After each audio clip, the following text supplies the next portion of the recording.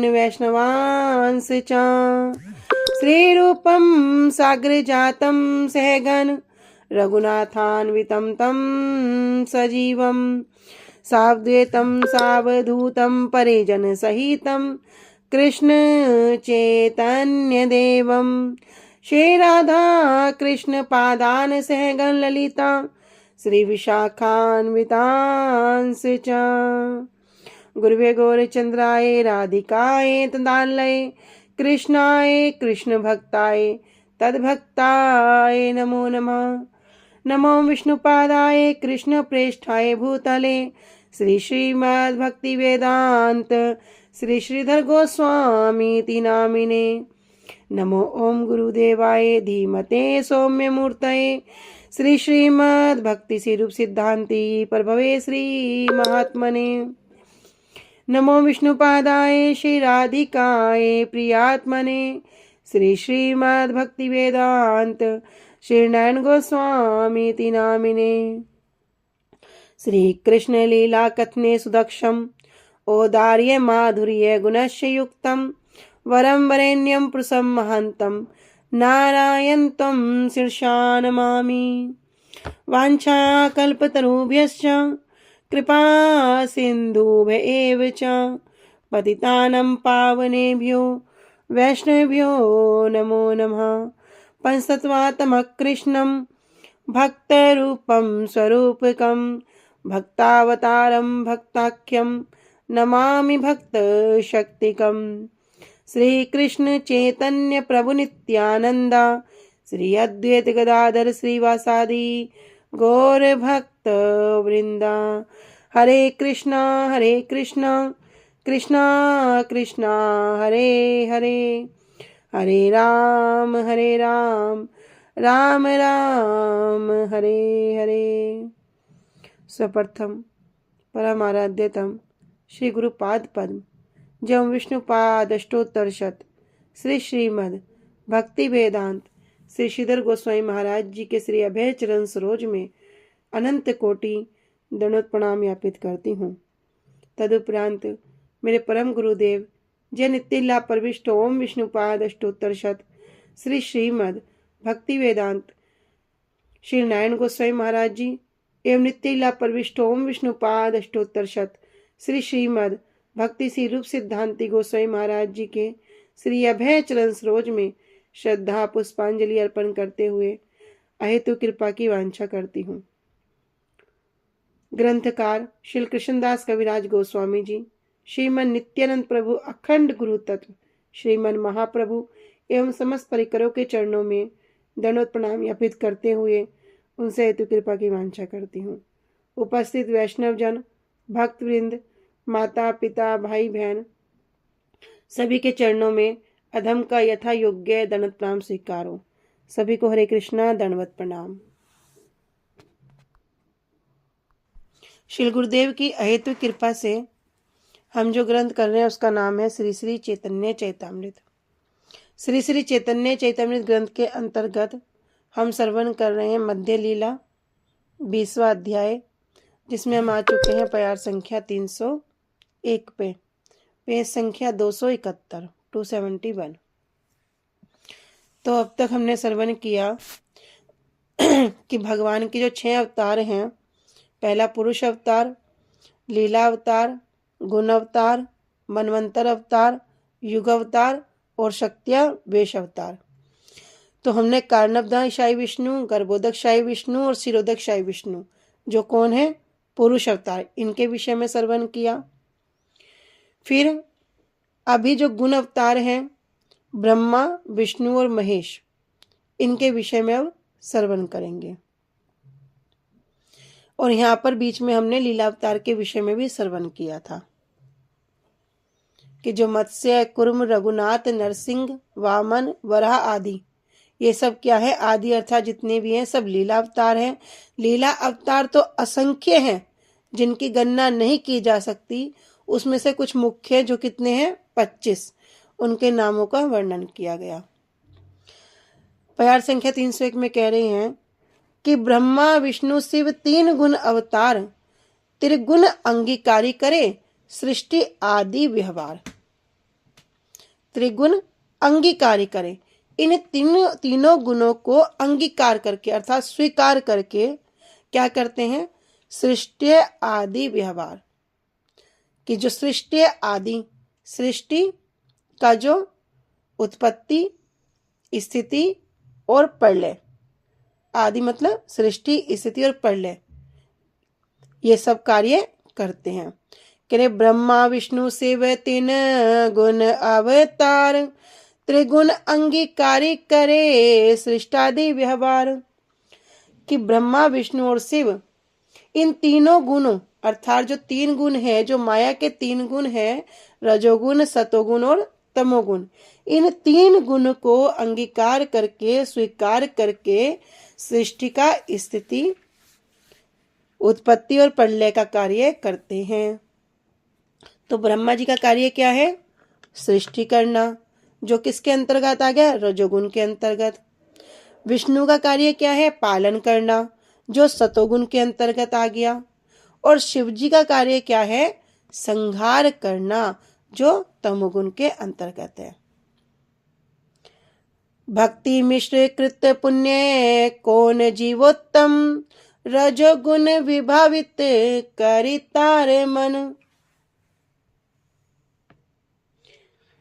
भक्ति मिश्र कृत पुण्य, कह रहे भक्ति से मिश्रित, जो भक्ति मिश्र अर्थात जो भक्ति से मिश्रित हैं, ऐसे पुण्य कर्मों के कारण कौन जीवोत्तम, कौन अर्थात कोई, और जीवोत्तम जीवों में भी जो उत्तम, जीव कितने हैं, 84 लाख प्रकार की जीव हैं। जलचर, थरचर, पशु पक्षी पेड़ पौधे सब कितने हैं, 84 लाख प्रकार के। कह रहे इन सब जीवों उत्तम, इन जीवों में जो उत्तम है, कोई जो जीव जो इनमें उत्तम है, किसी उत्तम जीव को रजोगुण विभावित करी तार मन। रजोगुण के द्वारा विभावित अर्थात प्रभावित करके वो क्या होता है, उसका चित्त इस रजोगुण से प्रभावित हो जाता है।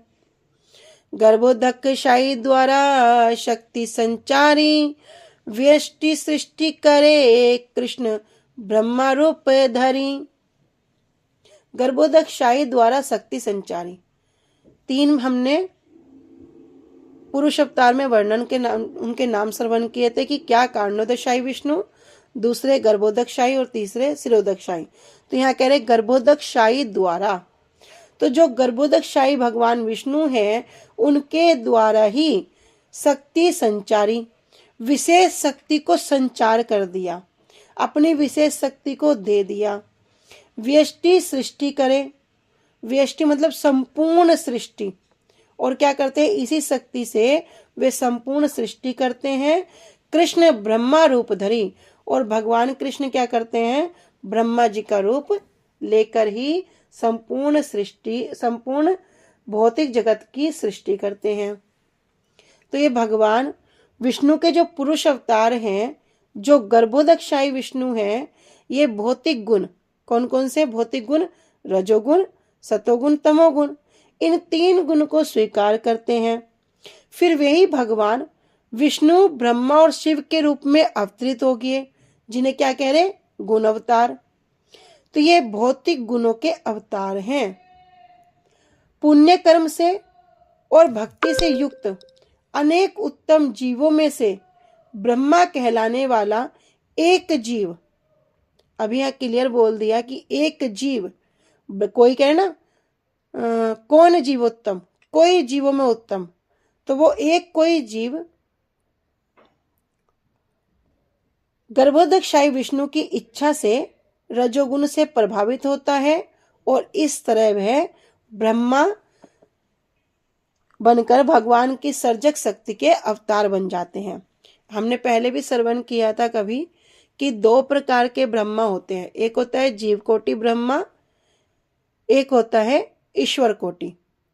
तो जब कोई जीव इतना उत्तम अधिकार प्राप्त कर लेता है, अपने 100 जन्मों तक अपने जो उसका धर्म है उसको निष्ठा पूर्वक पालन कर लेता है, उसके अनुसार जब उसको ब्रह्मा पद प्राप्त होता है, तो इसे कहते हैं जीव कोटि ब्रह्मा।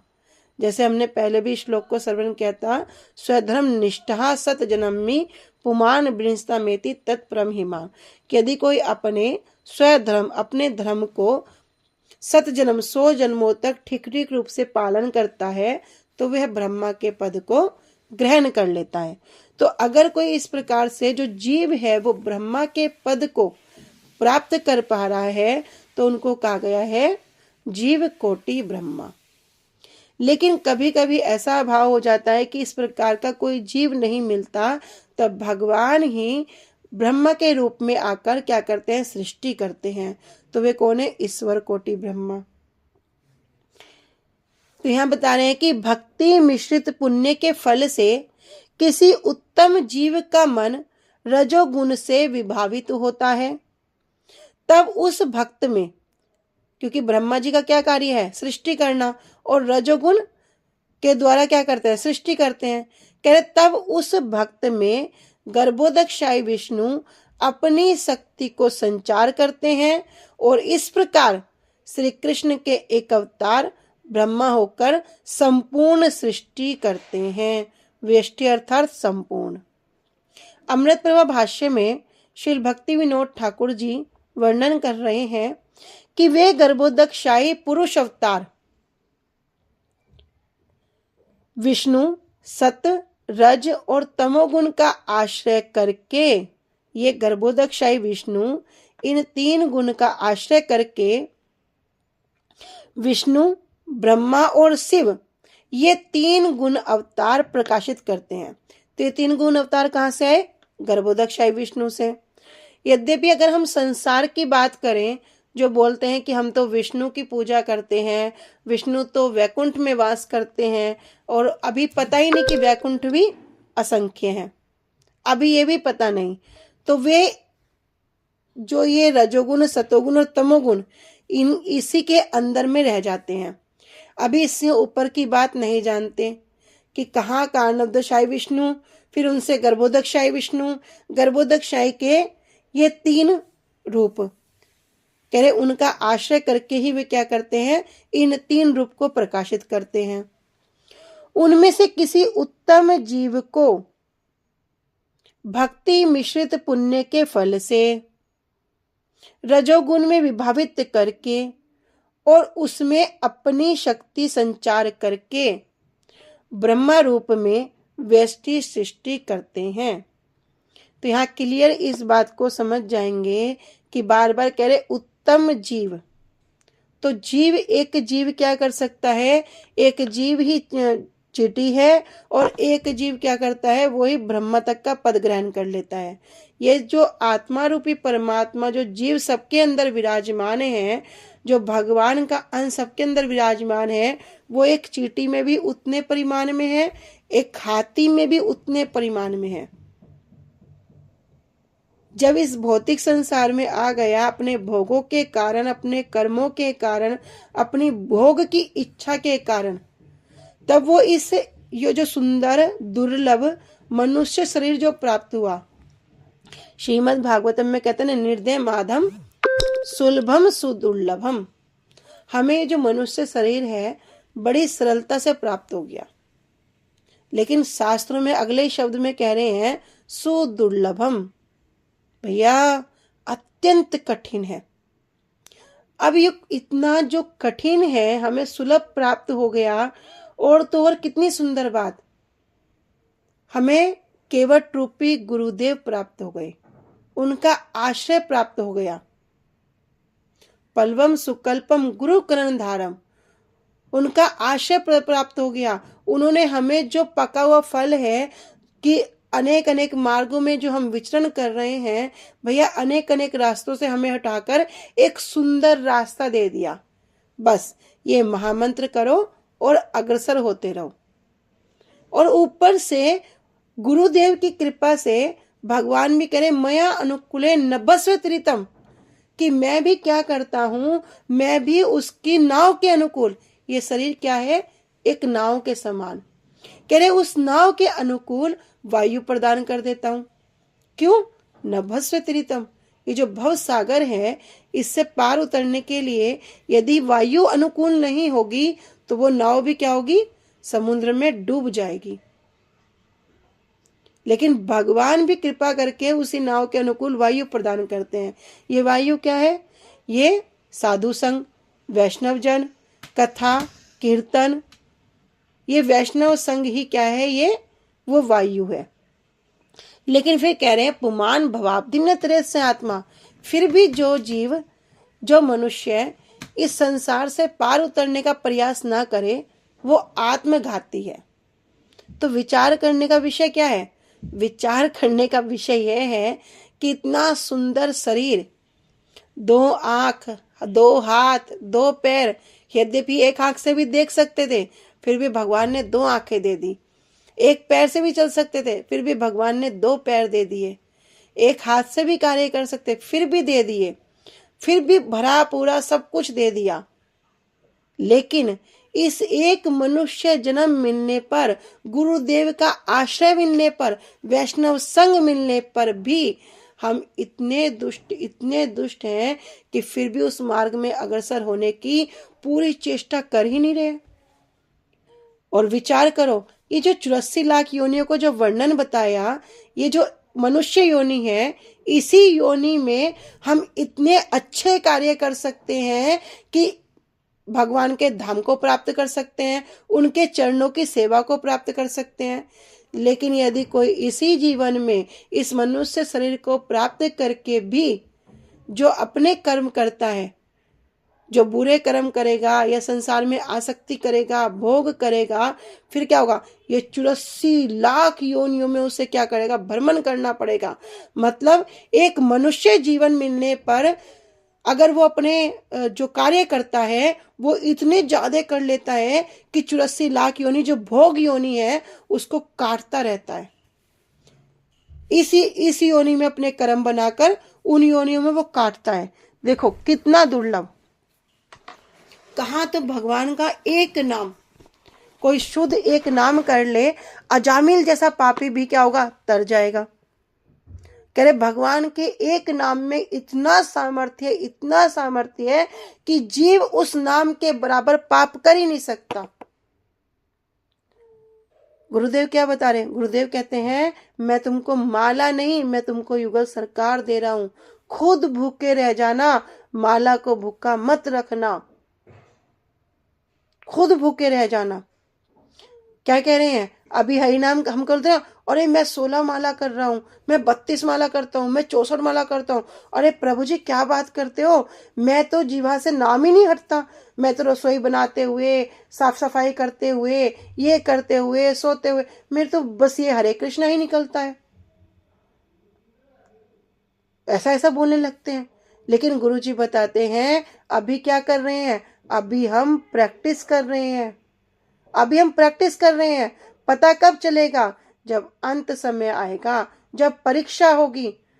परीक्षा होने पे जो जितना टॉप करेगा उसका भजन उतना ही अच्छा होगा, उसकी प्रैक्टिस उतनी अच्छी होगी। प्रैक्टिस क्यों कर रहे हैं?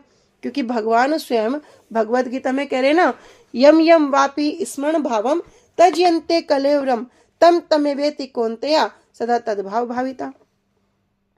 कि भैया यम यम वापी स्मरण भावम, जिस भाव को स्मरण करके तजयन्ती कलेवरम, इस शरीर को त्याग करेंगे, इस शरीर को त्याग करता है, तम तमेवेति कौन्त्या है कुंती पुत्र, उसको उसी भाव के अनुरूप शरीर प्राप्त होता है।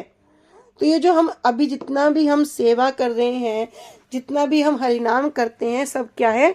अभ्यास, प्रैक्टिस है। भगवद गीता में जब अर्जुन प्रश्न करते हैं कि भैया भगवान से कह रहे कि मेरा मन तो बड़ा चंचल है, चंचल ही मन कृष्णा प्रमाविधि बलवर्धम। हे कृष्ण मेरा तो मन बड़ा चंचल है, भगवान मैं क्या करूं?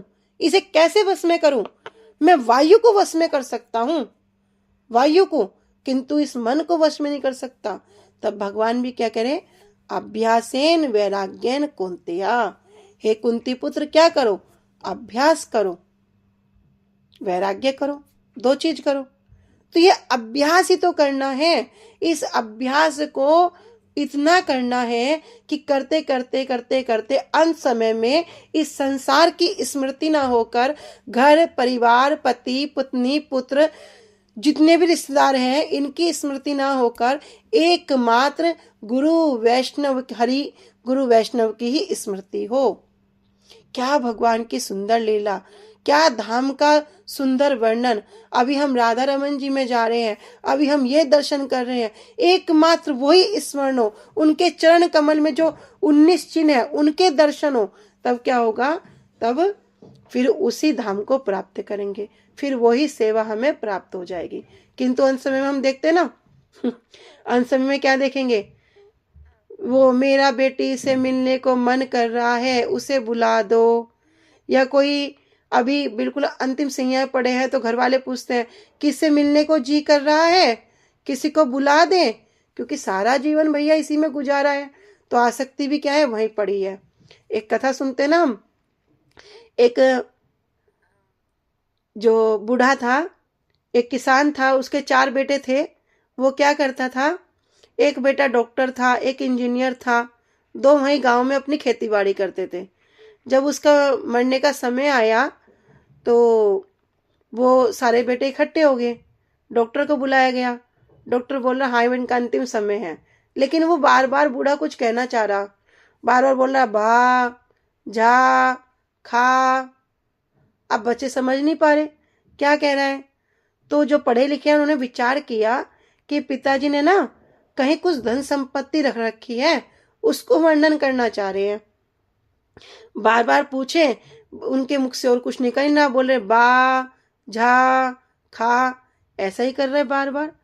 तो डॉक्टर को बोला कि हमारे पिताजी ना कुछ कहना चाहते हैं, आप कोई ऐसी दवाई दो जिससे जो कहना चाहते हैं बोल पाए। डॉक्टर कह रहा है मैं दवाई तो दे दूंगा, किंतु उसके बाद ये 5 मिनट से ज्यादा जीवित नहीं रहेंगे।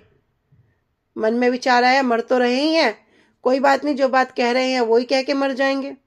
ठीक है आप डॉक्टर साहब इंजेक्शन लगा दो। बोले इंजेक्शन 10,000 रुपये का है।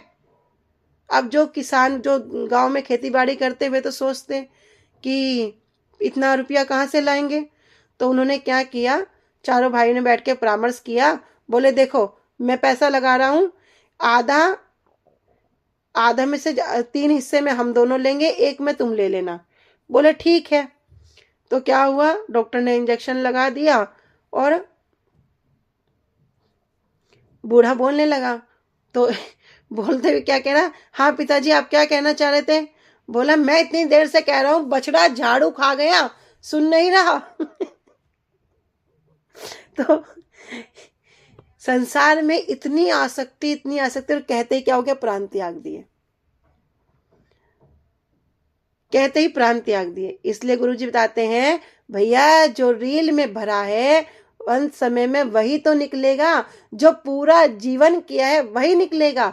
जैसे पिक्चर बनाते हैं ना, पिक्चर में जहां जहां शूटिंग करते हैं, जहां जिस प्रकार करते हैं, वो जब थिएटर में पिक्चर चलती है पूरी एज इट इज चलती है, जो जो उसमें भर रखा है वही निकलेगा। ऐसे ही जीवन भी एक पिक्चर है, एक रील की तरह है। इसमें जो जो भरोगे, अच्छी चीजें भरोगे या बुरी भरोगे, वो सब अंतिम समय में निकलेगा। पूरा एक चलचित्र पूरा पिक्चर की तरह सामने चलेगा।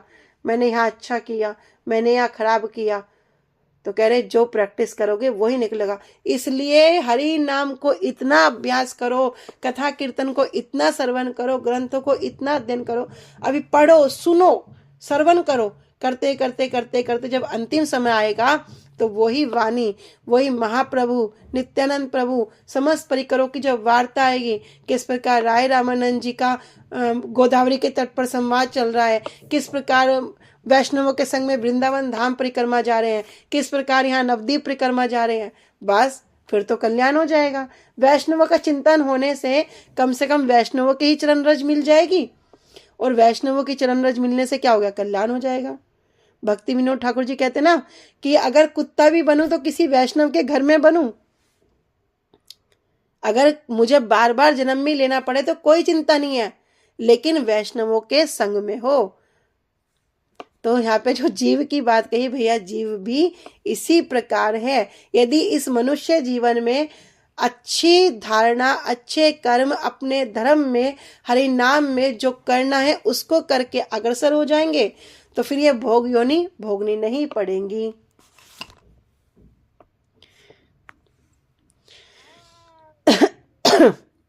कह रहे कि उनमें से किसी उत्तम जीव को कैसे भक्ति मिश्रित पुण्य के फल से रजोगुण में विभावित करके सृष्टि करेंगे, तो रजोगुण से करेंगे, कह रजोगुण में विभावित करके और उसमें अपनी शक्ति को संचार करके ब्रह्मा के रूप में संपूर्ण सृष्टि करते हैं, व्यष्टि सृष्टि करते हैं।